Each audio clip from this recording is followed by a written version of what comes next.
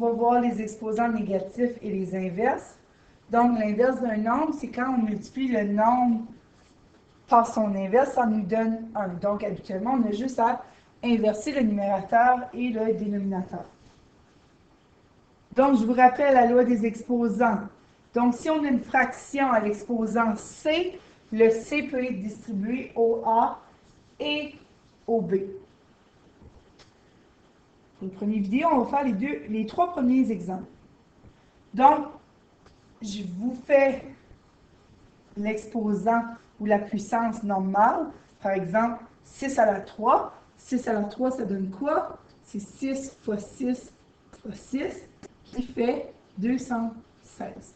Donc, quand même assez facile à ce point-là. Quand on a un exposant négatif, il faut inverser le nombre. Donc, il faut inverser la base. Donc, c'est quoi l'inverse de 6? C'est 1/6. Donc, dès qu'on a inversé, notre exposant redevient positif, ou devient plutôt positif. Ici, deux façons de le faire. Donc, soit le 1/6 à la 3, c'est 1/6 fois 1/6 fois 1/6. Donc, 1/6 fois 1/6 fois 1/6. Donc, 1 fois 1 fois 1, ça nous donne 1. Et 6 fois 6 fois 6, comme on vient de voir, 216. Donc, ça nous donne 1 sur 216. On aurait aussi pu dire, vu que 6 à la 3, c'est 216, ça veut dire 6 à la moins 3 va être 1 sur 216. Donc, tout simplement le dire de cette façon-là. Ou encore, comme on vient de faire, 1/6 à la 3, mais on vient donner le 3 au numérateur ainsi qu'au dénominateur. Donc, 1 à la 3 sur 6 à la 3. Mais évidemment, 1 à la 3, 1 fois 1 fois 1, peu importe l'exposant, va toujours donner 1 sur 216. Donc, ça, c'est des, disons, 2 à 3 différentes façons de le faire. Le deuxième exemple, ici, moins 7 à la 2. Donc, je vous rappelle que quand le moins est à l'intérieur, ça veut dire c'est tout le moins 7 qui est à la 2. Donc, c'est le moins 7 qui est multiplié par lui-même. Donc, ça fait un moins fois un moins donne un plus. Quand on fait l'inverse d'un négatif, on ne change pas le signe reste le même. Donc, c'est quoi l'inverse de moins 7? C'est moins 1/7. Est-ce que le moins, ça fait une différence où est-ce qu'on est?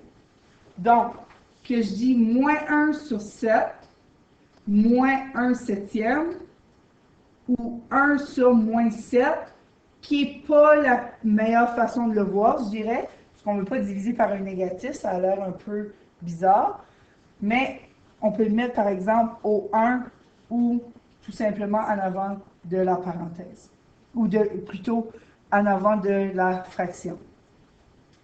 Donc ça ici, vu qu'on a inversé, on peut dire à la 2. Donc peu importe la façon que vous préférez, c'est soit le laisser comme ça, mais multiplier fraction par fraction par fraction, ou on distribue le 2. Moi, je préfère cette façon-là. Donc, le moins 1 à la 2 sur le 7 à la 2. Donc, moins 1 fois moins 1 donne 1. 7 fois 7, 49. Ou encore une fois, on aurait pu simplement prendre ce 49 ici et dire, c'est l'inverse, donc 1 sur 49. Ici, on a le 3/4 à 2. Donc, encore une fois, on peut soit écrire 3/4 fois 3/4. Donc, nos numérateurs, 3 fois 3, 9. Et 4 fois 4, 16. Ou encore une fois, 3/4 à la 2, je distribue mon 2 ici. Donc, 3 à la 2 sur 4 à la 2 qui fait exactement le même résultat. Donc, ici, si j'ai un exposant négatif, je dois inverser. Donc, pour les premiers exemples, on inversait, mais le dénominateur était toujours un 1. Donc, par exemple, 6, c'est la même chose que dire 6 sur 1. Mais ici, on a quelque chose au dénominateur.